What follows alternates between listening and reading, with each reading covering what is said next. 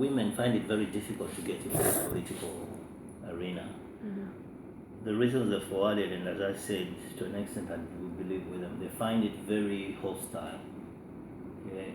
Again, it's a question of reason of people not understanding what democracy is. They believe democracy is about mudslinging, calling each other names and so on. And many women find it too hard to operate in such an environment, so they keep away. So if people begin to understand a lot more about what is expected in a democracy, I think more women can join into this landscape.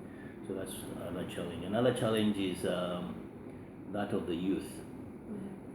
There's a big youth unemployment problem in Zambia that cannot be denied. And so some youths, not everyone of course, some youths get excited whenever there is an election because they know it's an opportunity for them to run the errands as foot soldiers for whichever political party has the resources to provide them with whatever benefits for that period. So they would do the running up and down without sometimes fully understanding what it is they are backing someone for. So again, the issue of educating these people, informing them of what their expectation is, will help build and strengthen the democracy that we have. What can you tell me about the Access to Information Bill? The Access to Information Bill is a bill that has been in the pipeline for some while.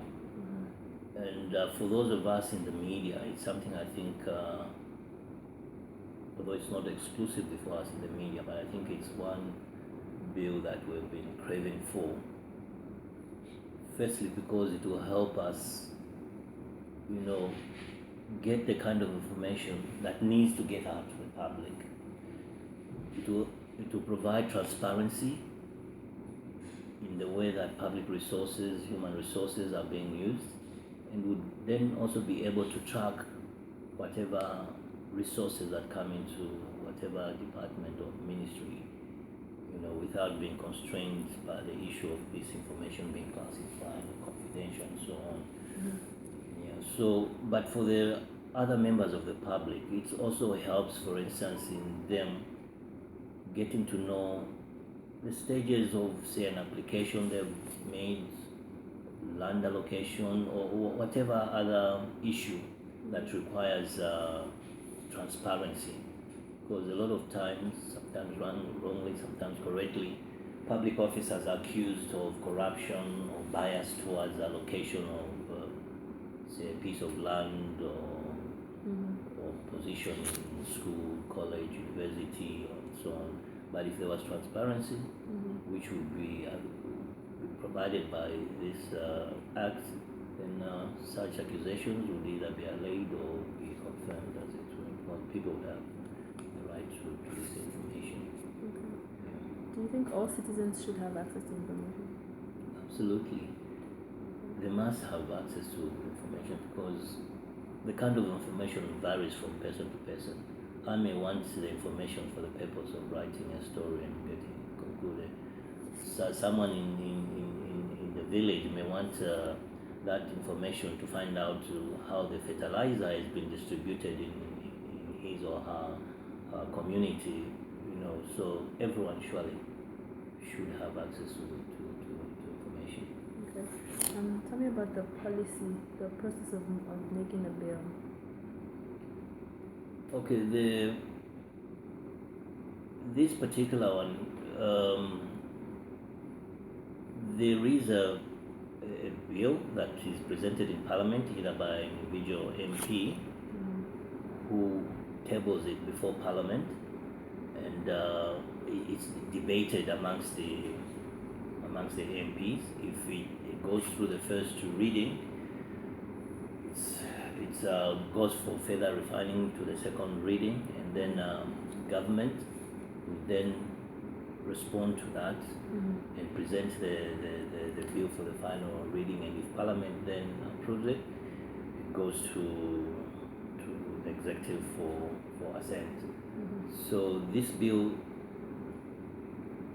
is yet to be tabled by government. The proposal, the assurance has been made that it will be tabled before Parliament. Hopefully, this House, this sitting, and from the look of things, there is a general agreement that it is a bill that has the support from all sides of the Parliament's divide. So there may be further debate around it, maybe to refine a few areas, but I think overall, I think it's something that is generally agreed with. And if it does go through Parliament, I wouldn't see it facing further hurdles in terms of the President setting to it. It's been 14 years since the process began. Why do you think it has taken so long?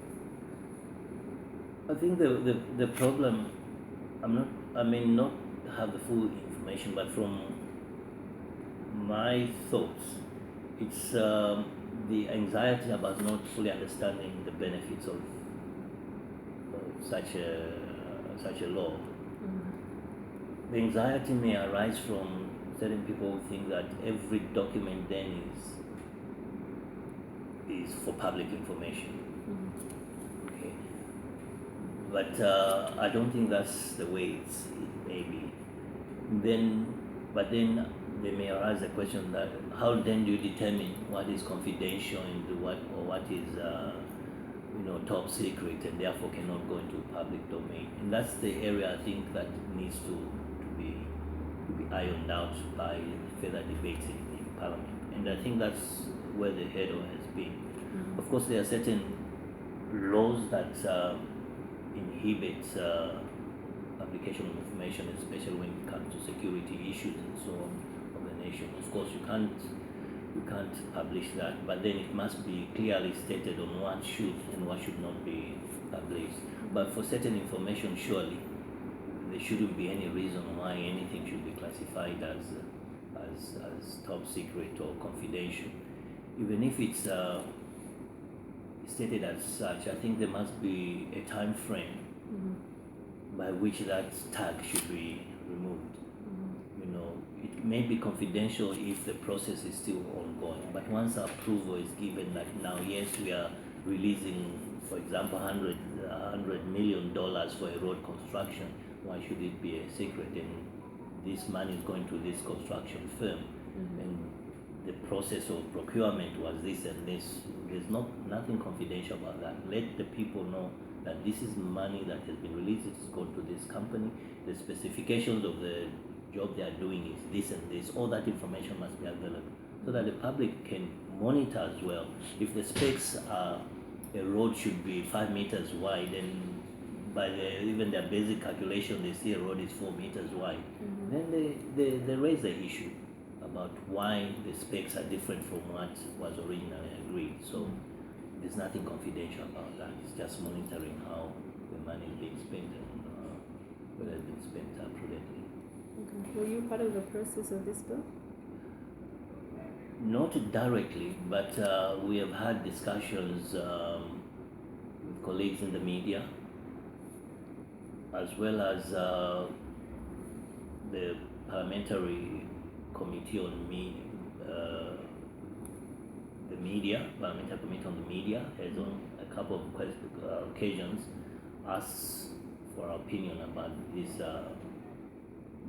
bill, and we've given our position on that and what we feel about it, and that has been included in their reports in Parliament. Okay. And have you been part of the process of developing any other bill? Another bill related to the media, no. Because most of the bills have been in existence for quite some time. Yeah, so there's not been any changes to them, substantial changes, if any. Okay. Are you aware of anyone else who was part of the process of developing the Access to Information Bill? Yeah, it's mostly the media organizations like the Press Association of Zambia, the media, MISA. Yeah, and then I know there's been a lot of of input by the Law Association of Zambia itself. Okay. Yeah. And how do you think that these people were selected to be part of the process? For those in the media, it's the representatives, the heads of their respective media organizations, since they are representing the media fraternity, then they represent the fraternity journalists themselves. But of course, after consultation, some consultation was made so that there is consensus on what is presented before the lawmakers. Okay. Are you aware of any coalitions that were formed around this time? Collision towards The bill.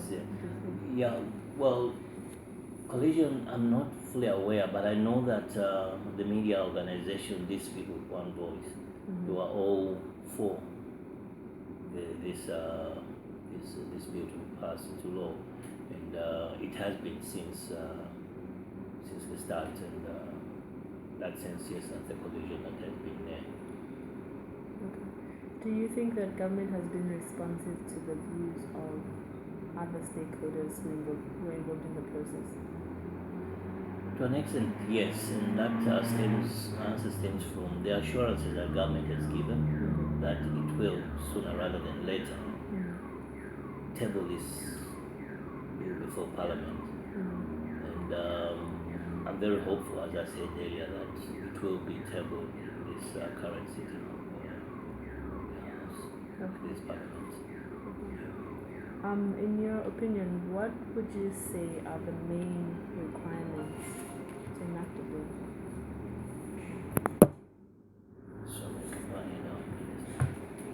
So you can ask the question again? What do you think are the main requirements to enact this bill?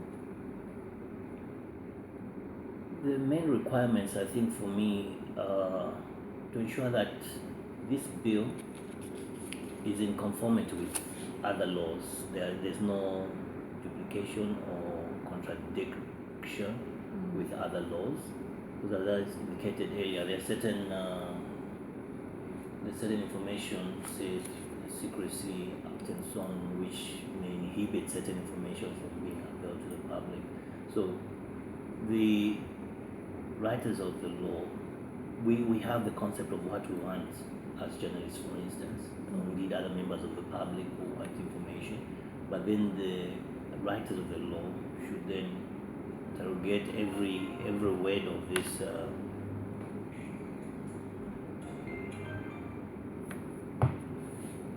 every word of the bill, so that when it's passed into law, there won't be any going back to try and refine it further.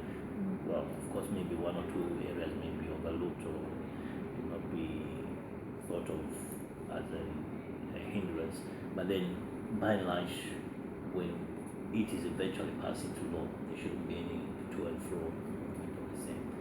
But for now, I don't see any major hindrance, because if everyone is in agreement, apart from agreeing on what should go in and what should not go in terms of what is confidential, what is top secret, and what is should be unveiled. Once that bridge is crossed, I think there shouldn't be any further delay in getting the bill as a law. Okay. And in relation to governance, what are the important characteristics of governance that would support the existence of the bill? One is, as I said earlier, is transparency. Okay. In everything you do in governance, you must be transparent. Secondly, accountability. If you account for whatever you have, then surely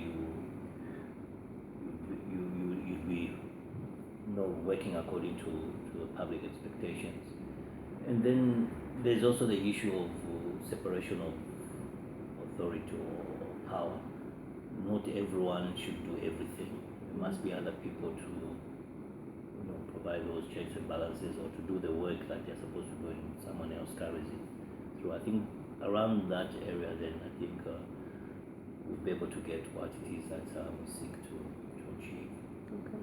And Comparing the past and the current regimes, what has influenced, how have they influenced the process of this day? When you talk of regimes, I suppose you're talking of the different political parties that were in office at different times. As you indicated earlier, this process started. Wow. So virtually every administration would talk positively about the need for this law bill to come into law, to have this law in place. But successive administrations have not achieved what they promised to. When the current administration was still in the position some 5 years ago, this is one of the pledges that they made, and almost immediately they came into office and said they were going to do this. I'm seeing a positive light around this pledge promise. As I said, I don't see it going beyond this next couple of years. Yeah, so there has been a difference there hasn't been much of a difference in terms of people or their respective administrations saying they want the bill to be passed into law. But I think the difference now will be in actualizing the same, because I like to believe that quite some progress has been made behind the scenes on the current bill, and it's I think the delay may have been as a result of us having gone into another election era or period. But now that that is behind us, I think we should be seeing this into law soon. Okay. Do you think there is room for abuse of information that would be accessed once the bill is enacted? There's always mischievousness. People have different reasons for wanting to publish certain information. Because even now, when we do not have this law on our side, people get information, know very well that it's not true, twist it to suit their agenda, and publish it as such. So even when we have more information at our access, there's a danger, there's a risk, there's a possibility of certain people still using that information to suit their agenda. But the advantage of having all the information available, other than someone, for instance, just quoting as inside source, is that all the information will be there available, so it can easily be counteracted, because it will be there. Someone may pick just one portion of that information that is available, but the other outlets for the media, which will then put that whoever has published that information in the sense of the media will just be ridiculed as obviously publishing things that are half truths or complete lies. And any newspaper or any radio, television that deliberately, continuously does that risks going out of business, because continuously they'll be proved to be wrong and deliberately putting information out which is incorrect. So the danger will be there, but I think the risk will be lessened because there will be full disclosure, as it were, of the information that we need. Okay. And finally, what are your recommendations for moving forward in this bill? My recommendation, if I had the authority or the ability to tell the powers that be, is that let's conclude it as quickly as possible, because I think we all want this information for the good of the country, for the good of governance, for the good of transparency, for the good of accountability, and just to ensure that allegations when made are based on facts, and if anyone wants to defend himself or herself, they'll be able to pull out a file which won't be confidential and present it as it were to the public and say this is the correct situation, without someone having to seek permission to release confidential information and so on. So my advice to those that all these are factors that will help everyone and will certainly develop faster. Our resources will be used more prudently. We do not have a lot of money, but if we use the money well, then obviously we'll get to develop much faster. We'll be able to get people in the right places at the right time. We'll be able to share the wealth much quicker in terms of land, for instance. School places or university places will be given to people who deserve them, because competition will be the determining factor of getting to those positions. And so just a whole lot of issues that will benefit the country. So my advice to those that let's quickly get the bill into law, and if there's anything that falls short of our expectations, we can always go back to Parliament and refine it better. No law is cast in stone, so obviously what we want is for the good of everyone. Well, that's the end from me. Yeah. Unless you have any questions from me. No, no questions, but maybe just to add, for us in the media, we really need this law, because even the role we have to play as investigative journalists, for instance, would be quickened and made much more easier if we have the information, before us. Because sometimes you might find yourself with, yes, a confidential document, but you're restrained on publishing because the other law says that it's illegal for you to publish information that's confidential. But if you look at the bigger picture of public interest, then you take the risk and go ahead and publish. Of course, you risk being cited for doing a wrong, but I think the bigger picture is that you are doing it for the public good. So it will help us in the media to quicken the process of our investigations on stories, and just to help the public know that their resources are being used well, and our papers will be better in terms of the information that we are providing the public. There is likely to be a reduction of us quoting anonymous sources, and therefore putting some doubt in the credibility of the story. But if we quote a document that is in public domain, then people will appreciate the story and the information more. Everyone will be happy, I believe, at the end of the day. Okay. Thank you for that. Thank you very much for your time. Thank you for your time as well.